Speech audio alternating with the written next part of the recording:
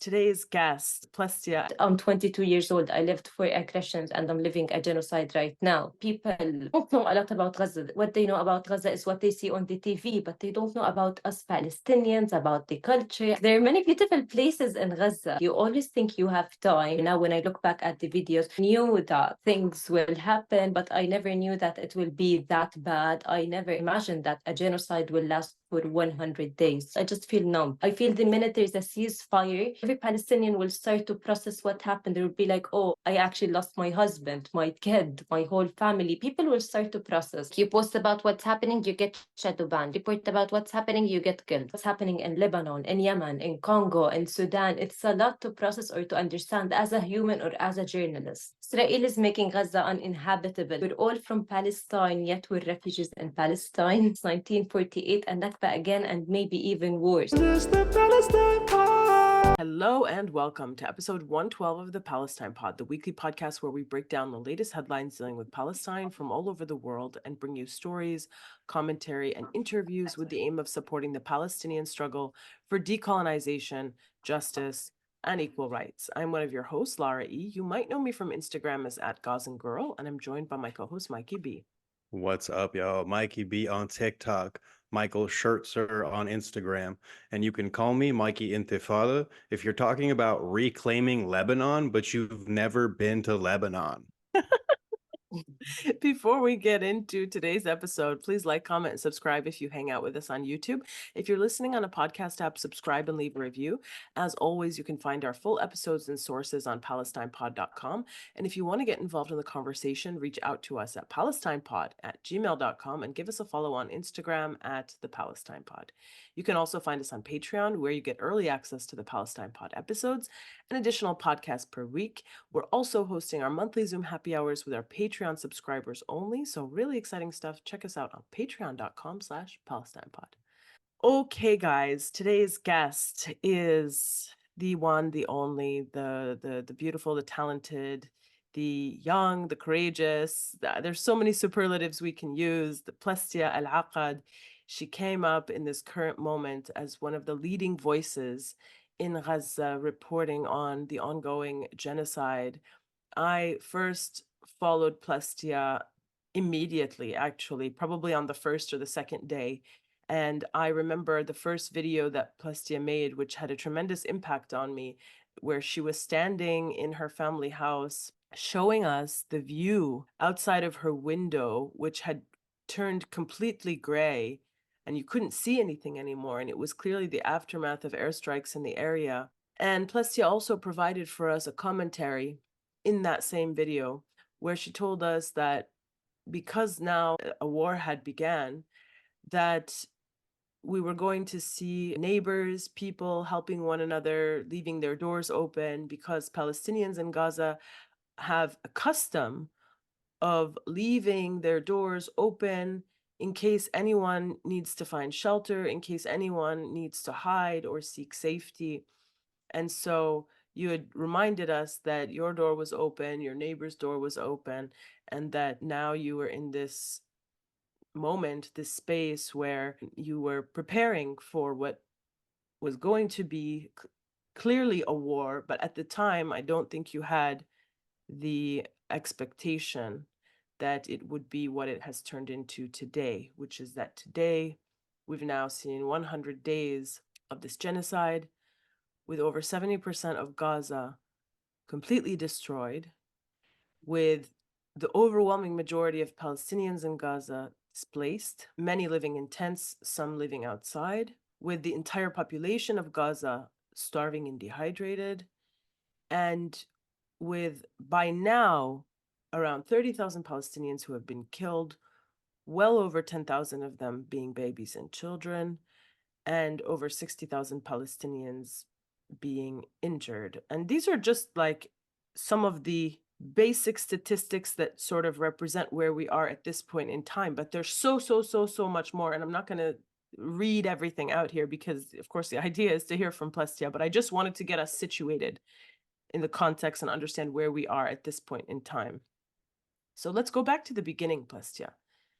Let's go back to the beginning. Do you remember making that initial video? And can you give us a little bit of what your expectations were and what your fears and anxieties were around that time, October 7th, 8th, 9th. And Okay, first of all, let's thank start you, from Lara there. and Yeah. Michael, for having me. Sorry for interrupting. Did I No, interrupt that's you? okay. That's okay. Go ahead. Go ahead. Michael will cut it. Okay. Okay. Oh, I'm Wait. keeping that for sure. Okay, so thank you, Lara and Michael, for having me on this podcast. I was looking forward to it. And to get back to your question, it's crazy. It's actually insane how on the 7th and 8th and 9th of October, now when I look back at the videos, okay, I knew that things will happen, but I never knew that it will be that bad. I never ever imagined that a genocide will last for 100 days, you know? Like at first, the funny thing, what maybe no one knows, is when I filmed the video of like me looking at the view of the window, it was for my group chat. It was for my friends in college. Some of them, they speak English, some Arabic. So it was for them. They were like, what's happening? We heard on the news, bombings are nearby and blah, blah, blah. And I still had internet. The more there's bombing, there was no electricity, there was nothing. And you don't know what to do. So the first thing that came to my mind, just open your phone and continue filming. And I posted it. And I never thought that what's happening would go down to history. It's basically history. It's 1948 and Nakba again, and maybe even worse. Did you study journalism? Yeah, I studied in new media and journalism. So since I was in grade 6 at school, I knew that I wanted to be a journalist. My Arabic teacher back then, Ms. Rawan Surani, she was a journalist and she was teaching at the American International School. And I was like at wow of her work. I used to watch what she's doing. And I was like, yeah, I want to be a journalist when I grow up. And when I was in grade 12 and applying for colleges, I knew that I want to be a journalist, study something related to the media, maybe drama, something like that. So I studied in new media and journalism to keep my options open, like as a reporter, as a journalist. And when I graduated from Cyprus, I came back to Gaza and I was so eager to film the beauty of Gaza, like to show the world Gaza through my eyes. Like, you know how people, they don't know a lot about Gaza. What they know about Gaza is what they see on the TV, but they don't know about us Palestinians, about the culture, about our favorite places. Even me, I was surprised. Like I left for 3 years, and when I came back, I was like, wow, there are many new restaurants and new cafes. Like there are many beautiful places in Gaza. But that's the thing, you always think you have time. So time passed. I started working, doing internships, and I thought I always have time to film Gaza the way I want, or to do vlogs, or to do reports, or whatever. Then overnight, more than 2 million people's life it changed. Overnight, your favorite cafes are gone, your favorite people are dead. Everything is basically erased. Like it's been more than 100 days, and until now, I feel that I didn't process what happened. Like I don't understand. I just feel numb. I feel the minute there's a ceasefire, not me, like every Palestinian will start to process what happened. They will be like, oh, okay, I actually lost my husband, my kid, my whole family. People will start to process. Like when I was back in Gaza reporting, when I heard the news of someone got killed, I didn't feel that sad. It's not that I don't have emotions, but it felt like, oh, my colleague got dead, I will die the next hour, no problem. But now that I'm far away, it's different. I was telling Michael about this a few days ago, this notion that no Palestinian worldwide, including Palestinians in forced exile, have actually processed anything relating to this moment because 100%. our bodies are still in this extreme state of anxiety and fight or flight. And it's only about survival. And so you're just either experiencing it on the ground or watching your family and friends experience it on the ground. But nobody has entered the phase of actually grieving and beginning to heal and process because the threat is still active. Exactly, like 24/7 bombs are happening. A massacre in the north, another massacre in the south. People are getting arrested in the West Bank. It's a lot happening even in the world. Like what's happening in Lebanon, in Yemen, in Congo, in Sudan. It's a lot to process or to understand as a human or as a journalist. Yes, completely. And so for the moment, it's just intake and store it somewhere in your brain until later and just survive. It's just taking it day by day, second by second, hour by hour. Like you said, there was this expectation for you that you wouldn't even actually survive. And I think all of Gaza's journalists would agree with you. I mean, I don't want to speak for them, but I'm sure that all of them would agree with you on that statement that there's no expectation of survival. So you're just doing, Exactly. yeah. You reported on the ground for 46 days يعني قد ايه 46 بطلع. days. Yeah. And then you announced that you would be leaving Gaza because you had an opportunity to leave through Rafah with your family to protect the safety of your own family, which when I saw you made that announcement, I posted that everyone should understand that this was not a choice. You didn't choose I this. remember your post, yeah. You did not choose this.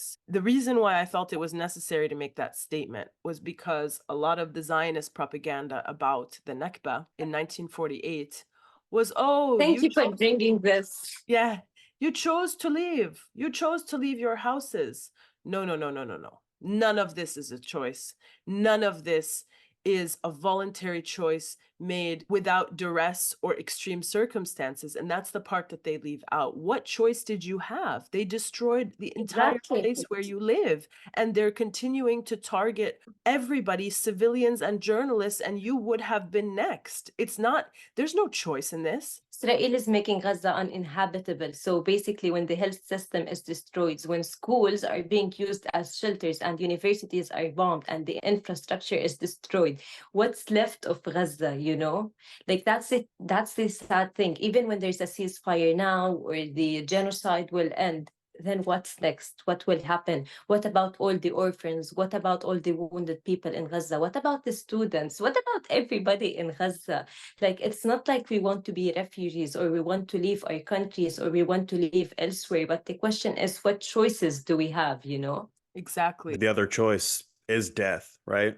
That's what the occupation is making every Palestinian choose, but Palestinians always choose life. You know what's the thing? Me personally, when I was in Gaza, I wasn't afraid of death. Like, it's fine if I am a martyr, it's okay.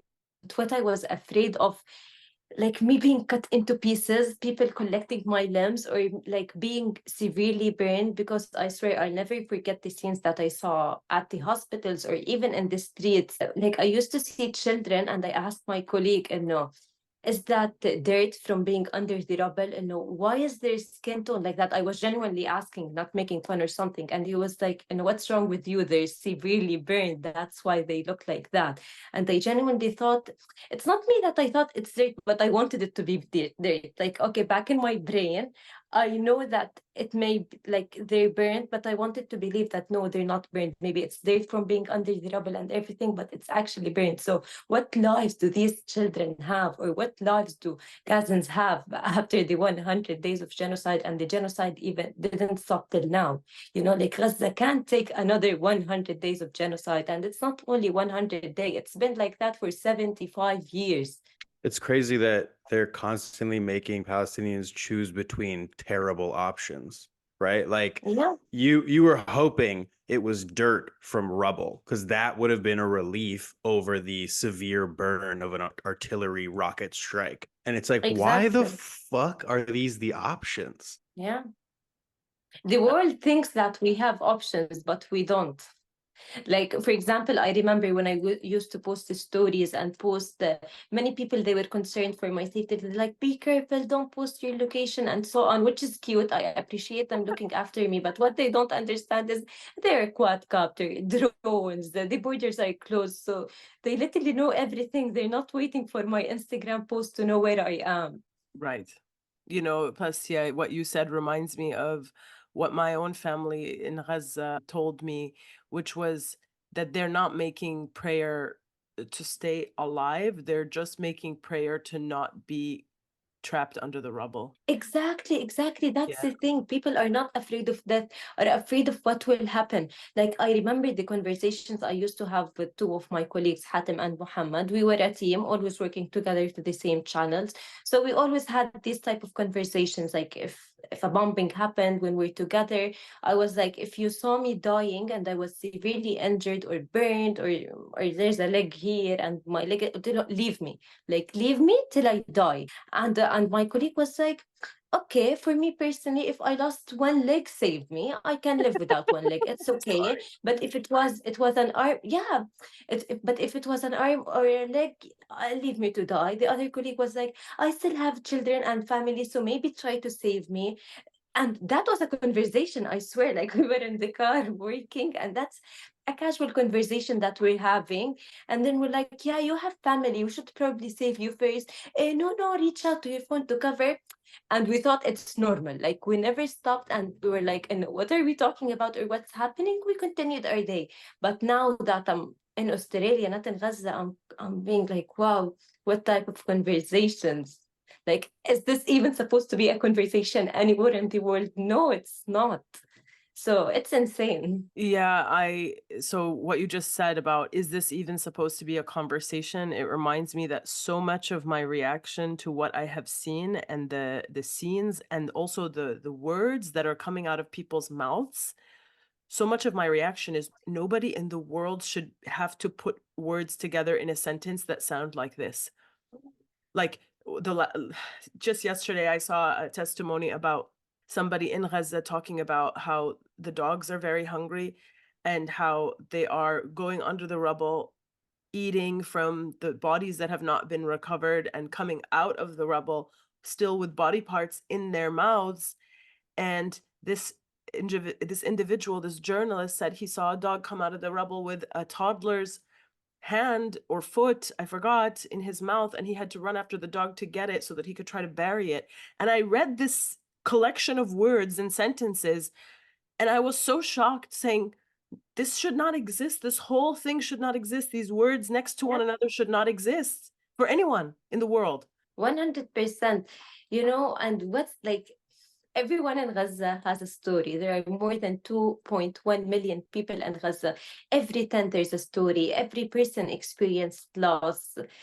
What's happening is beyond what anyone would have ever imagined. You know how we think our grandparents exaggerate just because they're old? Like my grandpa, may his soul rest in peace, he used to always tell me about the Nakba. So sometimes I was like, I don't want to go to school today, and just being a kid. And he's telling me how privileged I am and how the streets were broken and how he had nothing yet. He went to school and blah, blah, blah. And I was like, he's just telling me that so I can go to school. He's just doing that. And I'm like, now I will be that grandma one day telling her grandchildren what I experienced, and it will be exactly like that. Because now, like when a ceasefire takes place, okay, the schools are still being used as shelters, but let's say another schools will be built. Okay, how will kids go? They will go walking on destroyed, demolished streets. So it's history repeating itself. What I once thought is exaggeration is actually real life, is actually reality. I wish it was exaggeration. I wish. Did your grandparents come from parts of Palestine outside of Gaza and you were pushed into Gaza like the majority of Gaza, or your family from Gaza originally? Okay, so my grandpa, he's not original from Gaza, and my grandma are not original from Gaza, but because of Nakba 1948, they went to Kuwait, they went to Iraq, they went to many countries and to Gaza as well. That's the sad thing, that we're all from Palestine, yet we're refugees in Palestine. Yeah, it's a phenomenon that I don't think people understand, right? Do you even understand that? No, the majority of the Yeah. people in Gaza are not from Gaza. They are from Yeah. cities and villages that are just to the north of Gaza in what is today called Israel, but before 1948, it was not called Israel, it was called Palestine, and that's where their houses are. And inshallah, it'll be called Palestine again very soon. Inshallah. Plestia, do you want to go back to Gaza as soon as possible? Of course, I'd love to, but I'm actually afraid. Like now I'm looking back at videos. On the first day, I was like, oh my God, I can't recognize the street. I can't recognize my neighborhood. And I'm like, now it's been more than 100 days. So will I recognize the streets? Will I even recognize Gaza? Will we be able to return to Gaza? Like I have many questions in mind. Like I can't imagine being there and just walking in the streets and everything is gone, like the people, the places. It's like Gaza became a ghost town. So I can't imagine, but of course I'd love to be there.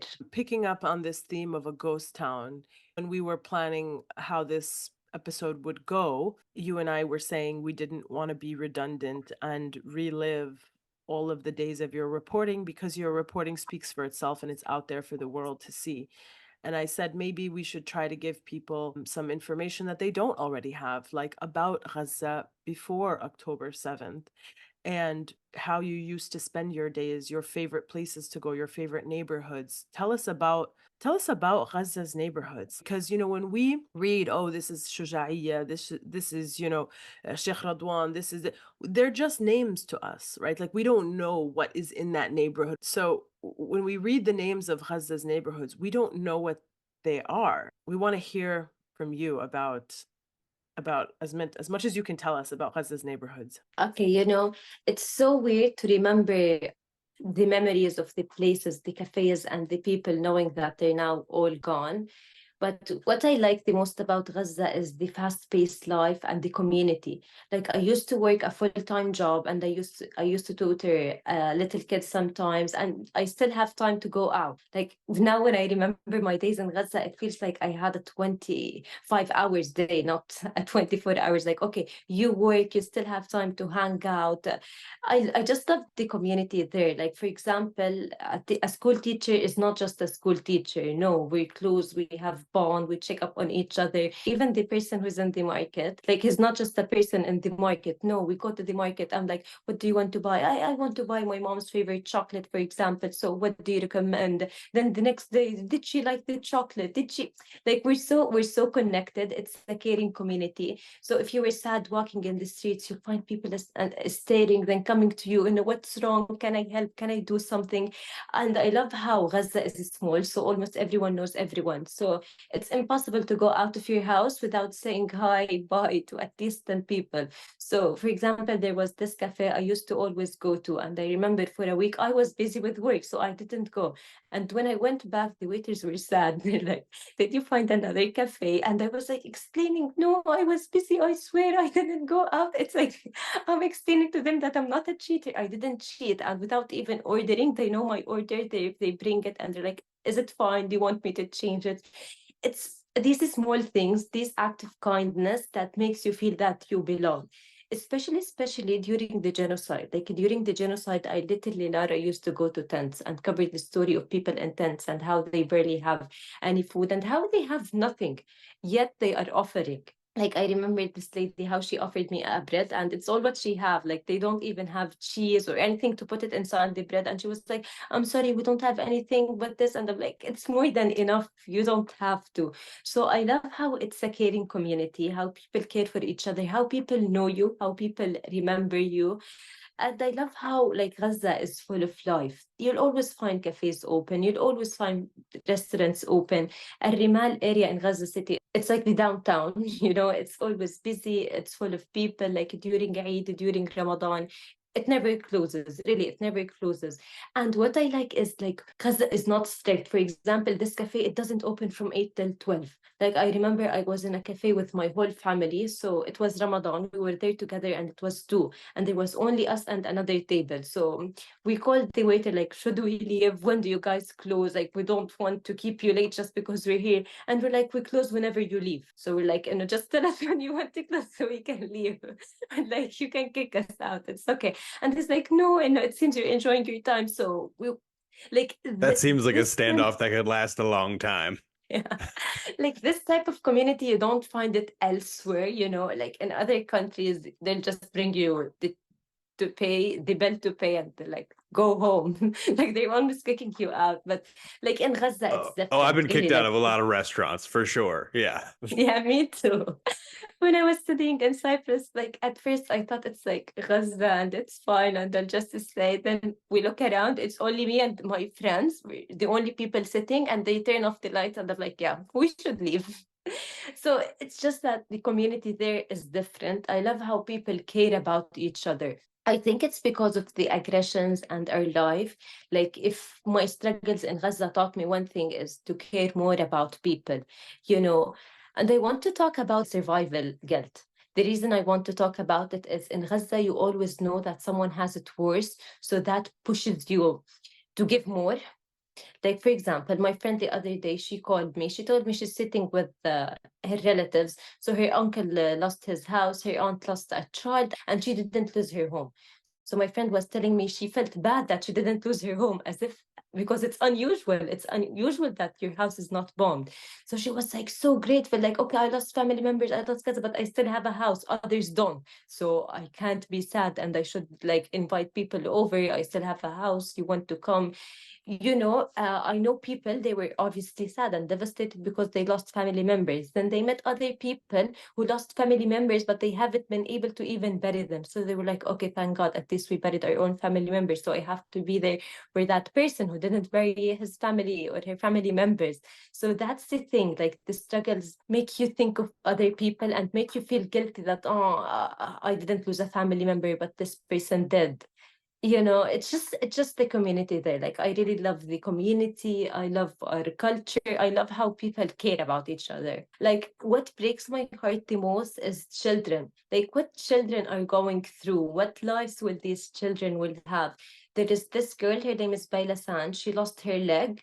So I did a story with her and I was talking to her, and her dad told me that like Bailasan wants to be a teacher when she grows up, and she always has her friends around teaching them and lecturing them and acting as a teacher. And he was like, thank God when they bombed the house, when we were in it, thank God it was nighttime. I was like, why? I was like, because if it was during the day, then Bailasan neighbors or like people will be at the house, and bad things would have happened to them too. So I'm glad it's only us. And I'm like, what type of conversation is that? When I look back and remember the conversations we used to have, I'm like, wow. Everybody's always trying to find something to rationalize why it's okay for them. Like it's a coping mechanism of trauma. It is. Wow, thank you so much for sharing all that. Can you tell me about like your favorite day growing up? Like just when you had the most fun, the most joy, anything you remember like Beach that? days. Okay, beach days. I love the sea a lot. And I think the sea is everyone's favorite place in Gaza. I don't like to speak on people's behalf, but this thing I speak on people's behalf. I think every Palestinian loves the sea. It is what makes life more bearable in Gaza. It's literally the sea. So my favorite days and the days that I remember the most are like Fridays, and how the family we just used to gather, go to the sea, have lunch there. Then when like growing up, I used to go to the sea also, but with my friends. During the school trips, when I was in school, we used to go to the sea as a school trip. Like, all of my good memories were at the sea. The sea means a lot to me, and I think the sea means a lot to every Palestinian. For example, we barely have any electricity in Gaza. It's like 4 to 6 hours a day. So in the summer, it's really hot. What can we do? We go to the sea, and it's really crowded. It's full of people, and that makes me happy. Like, this family is just eating, this family, they're swimming, this family is eating corn, this family is eating watermelon. Like, I love to see people happy, especially in Gaza. The sentiment you just shared about like everybody wanting to say, no, no, no, it's okay. At least I didn't have this. At least this didn't happen to me. So it's fine. Whatever loss I experience is not a big deal because somebody else has it worse, is something that I can agree that even Palestinians in exile and diaspora who are not in Gaza and have not been in Gaza maybe their whole life, we also feel it. Because whatever happened to my family in Gaza so far has been property destruction, has been, the digging up of my great-grandparents' graves. And I said, well, at least it's just graves. At least it's just, property. At least it's, at least it wasn't like my entire family was killed. But then even as I'm having this internal dialogue with myself, I'm saying, no, no, no, but it's crazy that their graves were dug up. That's an insane. I should be able to process that and mourn that. But even mourning it seems like an insane premise when you realize all the things that are happening to people who are alive. So you just keep going back and forth about what you're allowed to feel, even though the whole premise is that this whole thing is insane. Yeah. That's it. That's the thing. In Gaza, you keep thinking of other people and how other people have it way worse. So you think what's happening to you is okay, but nothing is okay of what's happening, really. Yeah. Can you talk to us about some of your favorite shops or cafes, like by name, and tell us like where they were located, what you would order there, just to give some more documenting to the things that were erased? Okay. I have many favorite places in Gaza. So one of my favorite cafes is Q Cafe, and of course it got demolished. It's like a small cozy cafe, and the view is the sea, of course. I used to love it. I love people who work there. I almost even know the people who goes there because like I went there almost every day, and خلاص you become familiar with people who come to the cafe as well. I used to always hang out there with my friends. There's also a restaurant and a hotel called Roots. I used to go there every Thursday, and I know exactly who I will see every Thursday when I go. Like, I don't have to tell my friends I'm going there, see you. Like, I know for a fact I will see them. They know for a fact they will see me. That's the thing. As I told you before, Gaza is a small community. We only had like one mall in Gaza City. It was Capital Mall. So you'll always find everyone there because it's the only mall we have. And that's the sad thing. Whenever nice shops open, nice places open, like you get to enjoy them for a couple of months, a year or two, then they're bombed and erased again. It's been like that since forever. Like I'm 22 years old. I lived for aggressions and I'm living a genocide right now. So whenever you build nice memories, these memories get erased. You know how when our houses get bombed, we're like, it's okay, it's property. As you said, at least it's not my family. But their houses are not just the property, or like, it's not about the money or the rocks. Like, these houses have memories, you know. What also do I love in Gaza? I love everything, but now I find it hard to answer your question with everything that's happening, with all the destruction that I'm seeing. It's like hard to remember how we had a normal life before all of that. So, okay, a nice story that I remember. My friend, she's Christian, and she had a wedding in the church. So I went there, and after 1 month, the genocide started and they bombed the church. And I went there as a reporter to cover what's happening. And I was like, wow, 1 month ago, I was here wearing a dress. My friend was getting married. Like, we were here for a happy moment. I was filming her. Like, she was walking with candles, doing everything. And now I'm here to report that children got killed, babies got killed, a church got bombed. So that's the thing. Whenever you have nice memories, everything gets erased. Yeah, there's this expectation that it won't stay that way because, like you said, you're 22, you've lived 4 aggressions and a genocide. And so even when the aggressions end, there's always this expectation in the back of the mind that you're still not free. So because you're still not free, even if there's quiet for a few days, few months, there's always this expectation that something will happen again. Yeah. You always ask yourself, when will the next genocide be? When will the next aggression be? Who family member whom of my family members will I lose next? Like, that's life in Gaza, or that's life in Palestine. Michael, do you have any questions? I forgot I was on the podcast. Yeah, Plestia. Honestly, I'm so honored to be in your presence and in conversation with you. And I'm not like wrapping up or anything. I just wanted to let you know that before it's, there's, like you said, you always think you're going to have more time. So I just want to let you know right now how much I respect you. Thank you so much. I really appreciate it. You know what's the thing? Maybe I'm giving you brief answers to the questions, but wallah, after more than 100 days, it's becoming weird to remember the normal life that we used to have. I mean, it was never normal, but after everything that happened, we want the normal life we used to have. Like, now it feels weird. Like, oh, I used to dress up and go to a cafe. I used to go to a restaurant. I used to go for a walk with my friends. I'm like, wow, as if it's something unusual to do that with everything that's happening. You deserve that, though. Everybody deserves that. Everybody deserves the opportunity to live life pleasantly. Of course, inshallah. You're obviously still in contact with a lot of the journalists on the ground. Day by day, we're witnessing some journalists continue their reporting, others announce the end of their reporting. Even the ones that are announcing the end of their reporting, some of them are trying to leave Gaza, others are just staying in Gaza, but they've decided that they're no longer going to show what is happening. And there's this sentiment that they feel like they did everything they could. They showed the world for 100 days, but it didn't change anything. So why keep doing it? People don't realize how difficult it is to actually put all of that content together. People think it's just like this normal thing that's happening, that, oh, you're just filming what you're seeing. But can you give us a sense of like how much effort and struggle it was to actually film the content that you were showing for the world? when you were on the ground? Oh God, that's a good question. You know, it's very difficult. Like even the word difficult is an understatement because we're filming our favorite city getting demolished and destroyed, your homeland getting demolished and destroyed. It's not only that I'm filming rubble or like I'm filming a destroyed house or a destroyed building. Everything that got bombed and destroyed has a meaning for us Palestinians.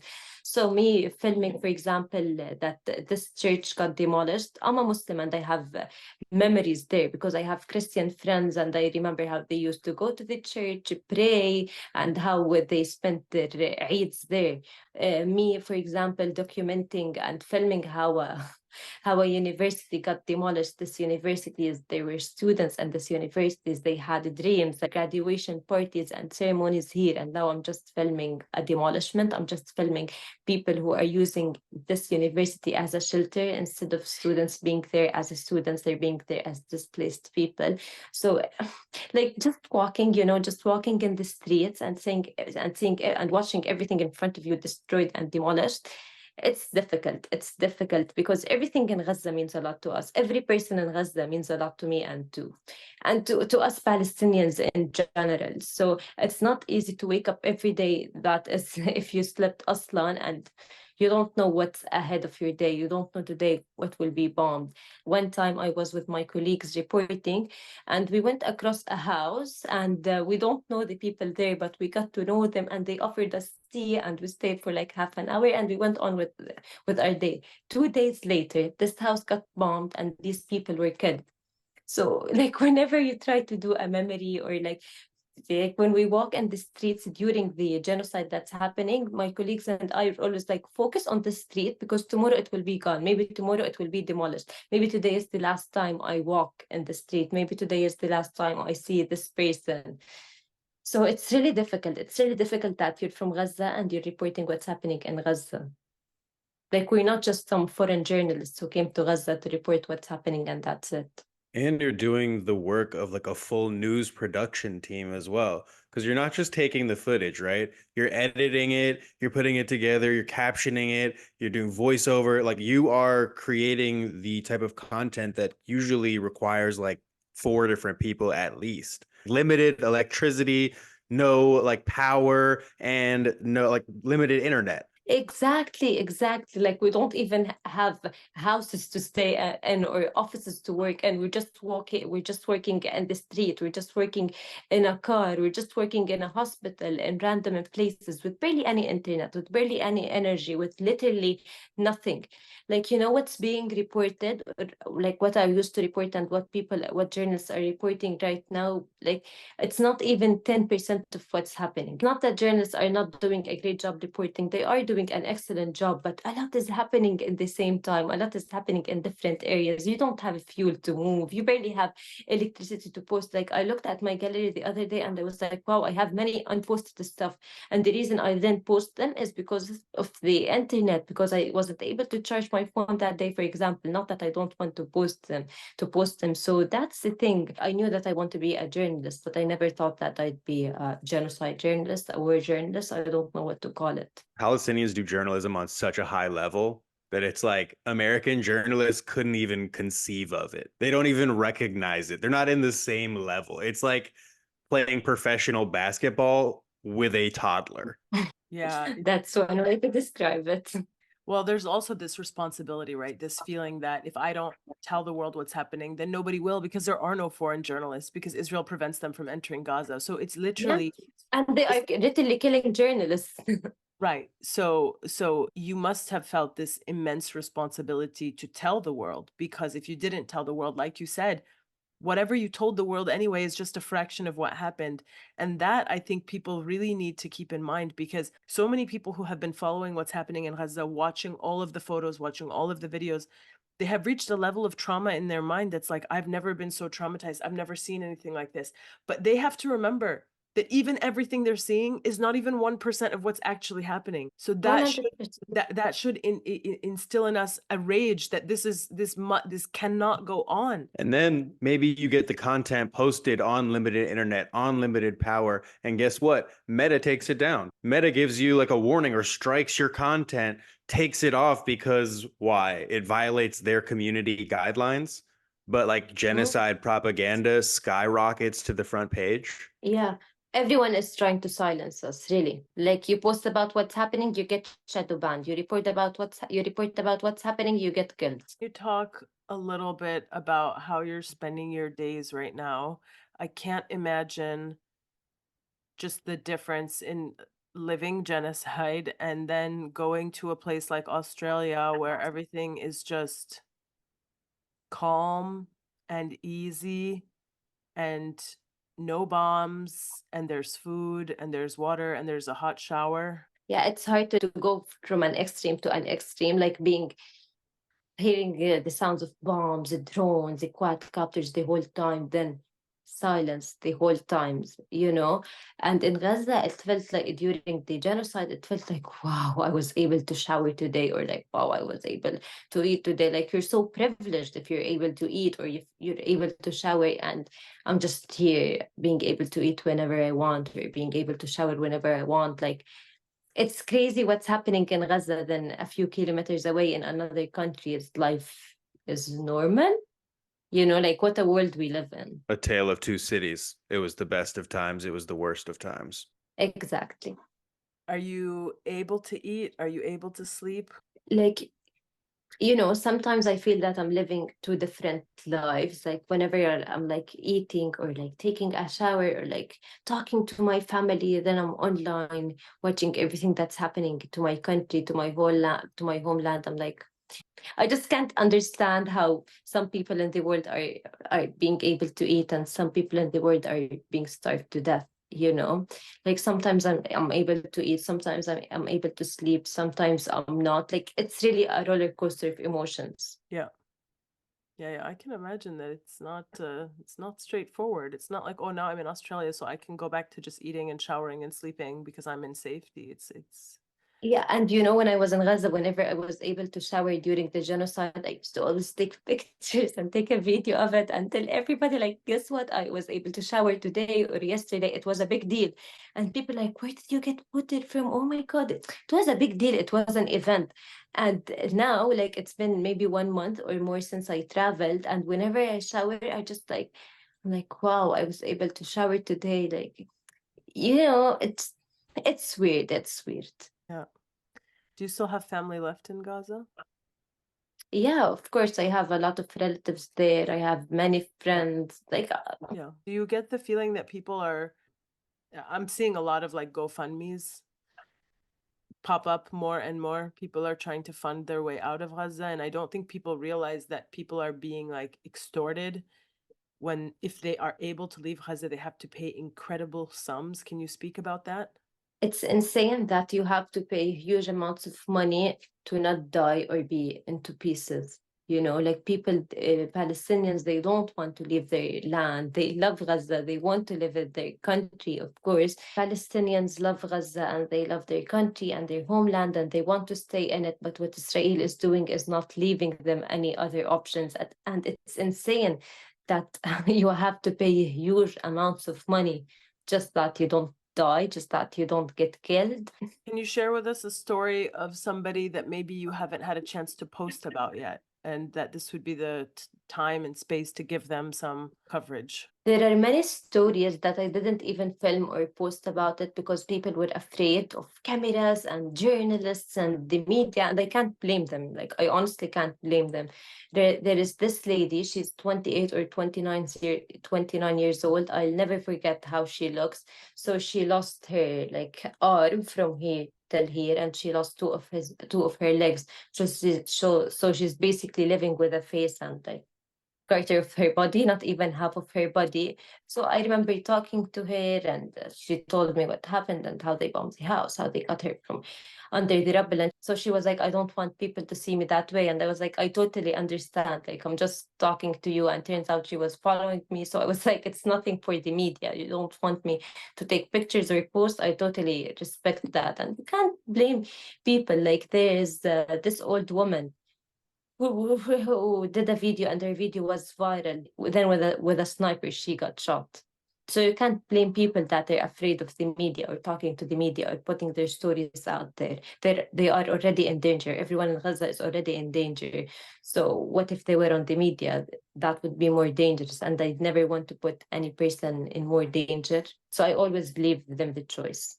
That's a really important point, Plestia, because people don't realize the privilege of even having Palestinian stories shared with the world is an extreme act of courage, because those people are taking the risk that they will be targeted for sharing their story. And so if you turn away, if you don't look, you're telling them that they took that risk for nothing. And so the least that we can do is owe it to them to listen, to watch their stories that they are risking their lives to put out. 100%. And you know what I like? That many people, they wanted me to film their stories, that I was just walking, minding my own business. And they were like, we follow you, we know you. Can you film our story? Can you film us? And I was like, yeah, of course, I'd love to. That's the point of what I'm doing. But I understand how sensitive it was and how dangerous the situation was. So I never pressured anyone. Like, it's not just dangerous for the journalist, it's dangerous also for the subject. Exactly. And you can't convince them that, no, it will be fine. No one will target you. Nothing bad will happen. You can't say that. You can't lie. Everybody in your Instagram comments knows they're going to target you.